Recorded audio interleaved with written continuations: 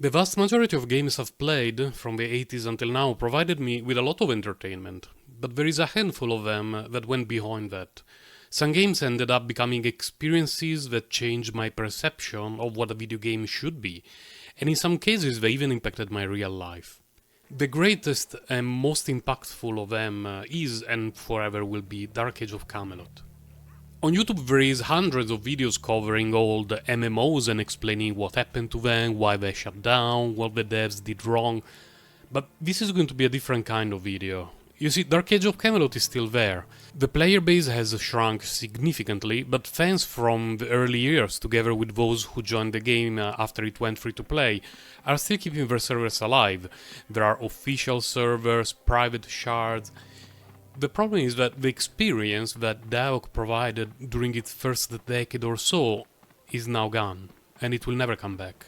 I want to give you a tour of the world of Dark Age of Camelot, from the perspective of someone who has played the game for well over 20,000 hours, and who has seen its birth, rise, and slow decline.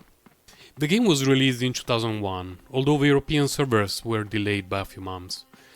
The idea of an always online role-playing game set in a classical fantasy setting with three factions, realm v realm, sounded very exciting for anyone even remotely interested in role-playing games. Thousands of players crowded the servers back then, and if you decided to install the game and create your character on Albion, you were going to be asked where you wanted to start based on your class. If you started in a place called Campacorating Forest, you probably uninstalled the game on day one because there was nothing to do apart from killing a few spiders and hoping to collect enough cash to pay a ticket to the stable master and get out of there. But if you were lucky enough to spawn anywhere else, like for example the Camelot Hills, then the experience was a whole other story. DAOK wasn't holding hands to anyone, and you were in charge of your own destiny. Where should I go? Which monster should I kill? Is that dungeon in the distance okay from my level? But if you were near this bridge, you were never alone. This bridge, just outside of the city of Camelot, was a place where people of all levels could meet. The fields and dungeons around here were ideal for low-level players, and at the same time there would often be high-level players from developing guilds trying to record newcomers, hoping that some of them would stay for the long run, reach level 50 and be able to contribute in realm v realm fights. There isn't much traffic around here nowadays, but it was the first taste of a massive multiplayer online experience for many of us who back in the days had already played other MMOs but not of this scale. Remember when I told you that DAOK was not going to hold anyone's hand? Well, that's true the whole way, from level 1 to level 50. You had to either explore the whole huge map all by yourself, or ask other players where to go to level up, which spots were ideal for solo play, which spots required to team up with others, and it wasn't uncommon for people to need several months of farming to make it to 50. The leveling process in this game was extremely brutal, and eventually led to people developing strategies to power level their alt characters, more on this later. What is this odd looking place? Well, this is where most players died at least once during the first few days of playing DAOK. The imps outside of the dungeon are suspiciously high level, and they're guarding one of the greatest features of the game, Darkness Falls. It would take me hours to talk about the early years of adventures in Darkness Falls and to narrate some of the memorable moments there, so I will give you a quick rundown. Darkness Falls was a very special dungeon, with excellent spots to level up, it had some interesting loot and was by far the best place to generate currency in the early game. But there was a catch. Darkness Falls was a PvP zone, and it was only open to the realm that controlled the more keeps in the realm v realm frontier. This meant that it would not be available to you all the time. And what's worse is that you may have been inside while it shifted under the control of another realm. This meant that people from an enemy realm were free to enter Darkness Falls, and you were stuck there, with no reinforcement coming to help you, and with everyone from the enemy realm trying to kill you to clear the dungeon. Legendary players were forged in Darkness Falls, fighting hordes of invaders, repelling them as long as possible, until finally succumbing and being sent back to the respawn point. An extremely fun activity was to leave a stealth character logged out just inside the Darkness Falls, and when the control went to another realm, you could just walk around and ambush players that were doing PvE. Stealth in DAOK was permanent, So there was always the chance of someone hiding behind a wall and waiting for you to pull some monster before striking you. Since I've mentioned some PvP action, let's throw down some details about it. There were 3 forms of PvP in Dark Age of Camelot. The first one were the battlegrounds, starting at level 15 and going all the way to level 35 in 5 level tiers. There were a relatively small area where each realm had a keep where players could teleport, and the objective was to gain control of a contested castle on a central island. This low-level PvP was a great way to introduce new players to the realm mechanics, as well as allowing them to start collecting some real points, obtained by killing other players, which could be used to unlock some extremely useful abilities during the leveling up process, like an instant mana recovery ability with a fairly short cooldown. Another form of PvP was Darkness Falls, which I had just explained. The big one was of course the full-scale realm v realm action, that was taking place in each frontier zone. The frontier layout has changed significantly during the course of the years, but the core idea stays the same. Your realm controlled a relic of power and a relic of strength, kept safe in a fortress that was protected by extremely high-level guards. Each of these guards was associated to one of the frontier keeps, so if you lost control of those keeps, then bad things could be happening. Controlling extra relics would give everyone in your realm an extra 10% damage, so there was a strong incentive trying to get them, not just for bragging right. To do a proper relic raid, it would take plenty of organization between the top guilds of a realm, laying siege to several keeps, sometimes over the course of days, then proceed to attack the relic keep and try to snatch that precious relic. I've been in countless relic raids, both on defense and on offense, and it's hard to put in words how memorable some of those moments were. I was once the relic carrier when everyone else in the raid was killed, and I managed to successfully carry the relic close to safety with hundreds of enemies looking for me and trying to kill me to snatch the relic, while members of my own realm were rushing in my general direction trying to assist me and provide a shelter. Those moments of awe were what made life in Dark Age of Camelot special, a feeling that no other PvP game has been able to recreate ever since. Players in your realm were not just people you played the game with. You were all part of something bigger, and whether you wanted to focus on the PvE experience or 8v8 fight, or join the masses going for keep fights, we were all in that together. After this PvP parenthesis, let's go back to the whole Dauk experience. After graduating from the Camelot Hills, the next stop were the Salisbury Plains. Here players could in theory level up to 50, thanks to the monsters in the open world and those in the Stonehenge Barrows dungeon. But it was a path that virtually no one followed, as the game had a bonus XP system that rewarded players for moving around. These large plains were filled 24/7 of solo players or small groups, who were by now able to use some of the abilities unlocked in the battlegrounds to speed up the leveling process. Players who spent time exploring would find this magical, although odd place, populated by magical frogs during the day and aggressive skeletons at night. The XP here was great, so it was important to check the game time to make sure to avoid getting ganked by a full skeleton respawn. The dungeon of Stonehenge Barrows was the go-to dungeon to level up to 50. Danger was behind every wall and a bad pull could spell doom for all groups of players. Going further south, the forests and marshes were not particularly appreciated for XP. But past them there was Cornwall, the very end of Horse Roots and the gateway to my favorite area of the game.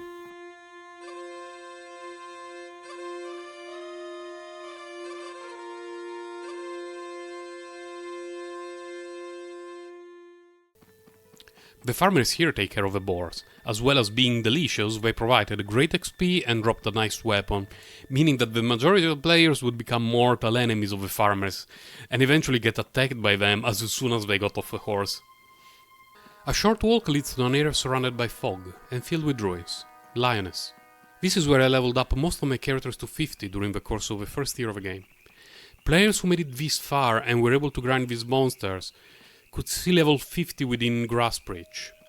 Telemons were fun enemies, as they could move faster than players, meaning that if you aggroed one, you had to deal with it one way or another. Some areas had enemies required for the epic quest, and it was common to find guild groups roaming around. These tiny goblins were my favorite power leveling location. They're fairly low level, but there's so many of them that being able to pull them, kite them back, and killing them via damage over time effect was a crazy source of XP. There used to be a row of players' graves all around this small downslope, a warning for all those who wanted to learn this strategy. South of the boar farm there was Dartmoor, the region that was home of a dragon golem stand. Something that was a bit lacking in the game was endgame PvE content. The only enemy worth killing was the dragon, but it was extremely high level, required a ton of people to be defeated, and the rewards were very few. The low amount of rewards, combined with the fact that the main guilds leading the charge would claim most of the spoils, made those drops very hard to access for the vast majority of people.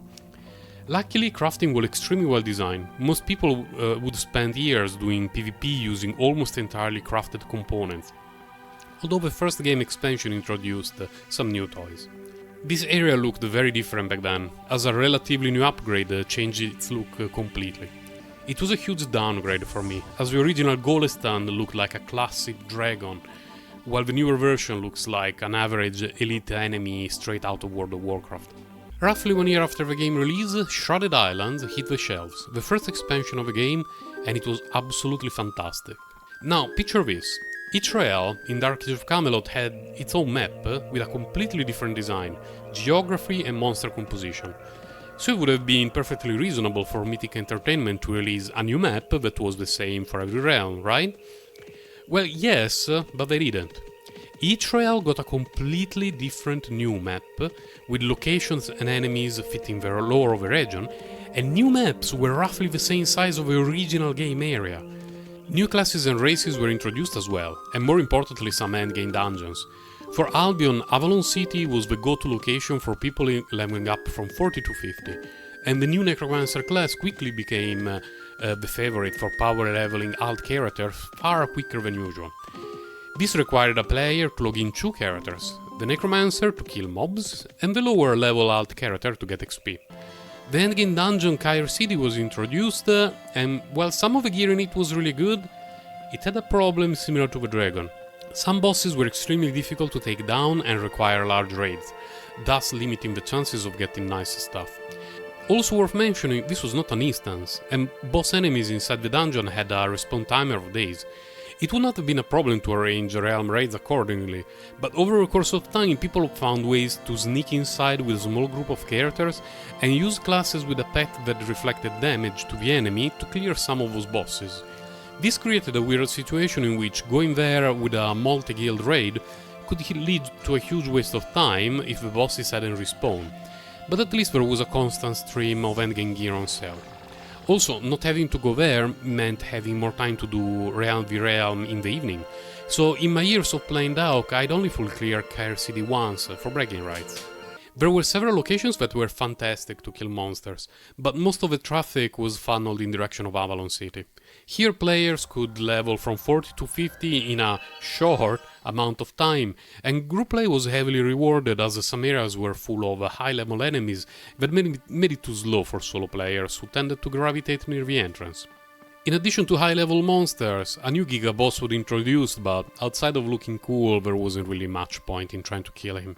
The general reception of the Shrouded Isles was very good, as it introduced new leveling areas, some new gear that was nice but not a must-have, and also gave a bit of breathing room to the realm, with more enemy spots for people to farm XP. To be fair though, some players didn't like the idea of having to spend money for a PvE expansion in a game that already had a fairly expensive monthly subscription. On the same year, Foundations was released, the housing update for Dauk. Before then, we had all been all-boxed for 1.5 years, logging out in forests or near rocks, any safe place that you could find. But now we had access to our own home. Seeing it develop from a hut to a small keep after some time and money investment was such a great feeling, and eventually we were able to hang the remains of the epic monsters we killed on the walls on our home. I wish I could show you this, but my original character's home is now forever gone. The trade system was fantastic, with a vendor outside your home in charge of selling your stuff for your set price even when you were offline, and players could browse all the items on sale at the central market. Having a home where we could trade, respawn and set up all activities was a huge quality of life improvement. What happened next was arguably the most divisive update of Dark Age of Camelot, Trials of Atlantis. TOA was a gigantic new area based on classic Greek and Latin mythology. Outside of a few encounters that were designed for low-level players, Atlantis was the PvE endgame. If I had to list all the stuff introduced by TOA, this video will be 20 hours long. So I'll just mention the two most important things: artifacts and master levels. Artifacts were pieces of equipment dropped by specific bosses that provided new game-defining bonuses, like casting speed, melee attack speed, resistance penetration and many others, while also having extremely useful effects like the ability of turning into a wolf or a crocodile, sort of crocodile, making it harder for enemies to instantly recognize your class. It sounds pretty great, so why did I say it was a fairly divisive update? Well, to explain that, we need to talk a bit more in details about artifacts and master level mechanics. The process of using an artifact required several steps. You needed to be in the area of the boss as it was getting killed to receive credit. You had to have the artifact, and only one dropped by each boss. Remember the long respawn times? Yeah, they were in TOA as well. You had to activate the artifact, a process that required 3 scrolls randomly dropped by specific trash monsters around the map. The drop rate of some of the scrolls was extremely low, and some of them were only dropped by really high-level enemies, like Centaurs and Cyclops in the Green Glade, that virtually no character could solo. You had to level up an artifact, a process that required killing specific monsters in specific areas for quite some time, to say the least. Does that sound tedious? Well, it was. And you had to repeat it for every single artifact that you wanted to include in your build. The bare minimum for most classes was 5 artifacts, but some builds needed even more than that, so the amount of PvE required was no joke. Also, unlike the items from the Shrouded Isles expansion, artifacts were bound to any character after activating them. The best you could do was to purchase a new artifact and the required scrolls, but you still had to be present when the boss was killed to get the credit, and you still had to kill specific trench monsters to level up each artifact. While scrolls were relatively easy to farm for people with cracked accounts and or multiple accounts, the limited amount of artifacts that could drop daily and the fact that everyone needed them meant that prices were really crazy. Master levels were something never seen before in Dark. Each master level had several trials that had to be completed and culminated with an epic boss fight. While a few trials here and there were doable solo or in a small group, completing all the master levels required fairly large raids.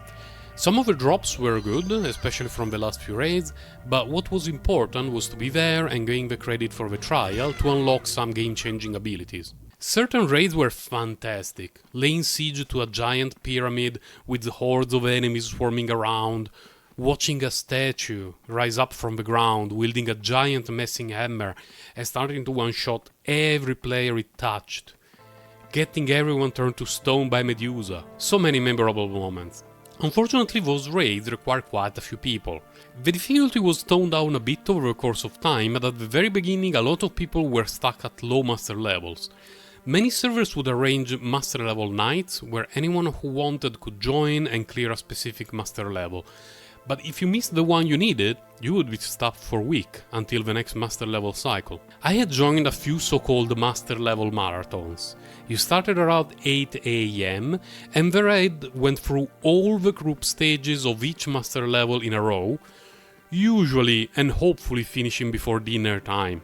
It was definitely an experience worth going through if you enjoyed the kind of PvE content.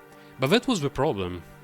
DAO was not built as a PvE game. During its first 2 years, PvE was for the most part a process that you had to go through to make it to level 50 and start to play against other players. Trials of Atlantis introduced an absolutely crazy amount of PvE content, more than any expansion I've ever played in any other game, and not every player enjoyed it. For me, Trials of Atlantis hit a soft spot for 2 reasons. Classical Greek mythology is by far my favorite, and crossing the Stygian River, fighting Cyclops and running away from angry centaurs brought a lot of enjoyment to the daily PvE experience. When I started working full-time, there were days during which I had no energy to focus on PvP after dinner, and a bit of PvE grind while listening to some music and chatting with my friends over Ventrilo or TeamSpeak was ideal for me. The months after Trials of Atlantis were the first period in which it was easy to see players leaving the game out of frustration. For me, life in the game was still great, and the crazy power level of the new equipment was a way to see my characters making progress. They were getting stronger as I was also getting better in PvP. The countless mechanics introduced by TOA also benefited experienced players, who some considered tryhards, who in a blink of an eye could recognize the equipment of the enemy, figure out what potential abilities they should try to play around, and more in general play the game at a level of depth that was unthinkable before. The amount of farming I did in some of the regions of Atlantis was ridiculous, and some of them feel like home to me. The Green Glades in particular were an area that I really enjoyed clearing, as they were home to some highly sought after artifacts, scroll and drops. I was there 12 hours a day during off days, easily. Later on in 2004-2005 for the EU, New Frontier brought several changes to the Realm map. The keep design changed a lot. Towers were introduced around keeps, and conquering them allowed the attackers to have a relatively safe place to retreat to during fights. Also, the whole Realm map was now a single one, connected by a small island in the center. While with the All Frontier system the daily focus tended to be in a specific realm, the new design meant that it was easy to find action everywhere, and people could also try to pull some enemies by attacking a tower and basically telling everyone, hey, can get some. A PvP aspect I haven't mentioned are the stealth wars. Classes with the stealth ability like Infiltrators, Scout and the other realms equivalents now had a large map to find enemies, and Infiltrators could even climb creeps. Some people missed the design of the Old Frontiers, as that's where we all started. I will never forget the very first time I reached my guild's keep while it was under siege. I entered the back door, tried to avoid the enemies, and I took part in its defense for the whole evening. From a practical point of view, New Frontiers were an improvement, as getting in the action was way faster and more convenient. There were 3 more large updates within the next couple of years: Catacombs, Darkness Rising and the Labyrinth. New classes and areas were introduced, the game finally got some instances that made it quicker for people to level up, and the Labyrinth was a new area shared between all realms with consistent PvP. But by 2005 the game had lost part of its charm for new players. New MMOs were being released pretty frequently, and a low-budget project developed by a small indie company ended up gathering millions of MMO players all over the world. When I described the leveling process in DAO, you probably thought that it was very tedious. Well, it hasn't changed, and due to all the extra PvE content that had been released over the course of years, any new player would be facing a massive wall to climb before being able to enjoy Realm v Realm wars. Mythic tried to stop the player leakage. The difficulty in Trials of Atlantis was lowered, leveling was faster, new free epic gear was introduced. But again, the game wasn't holding anyone's hand. A new player starting at level 1 would often feel lost back then, not knowing where to go and what to do.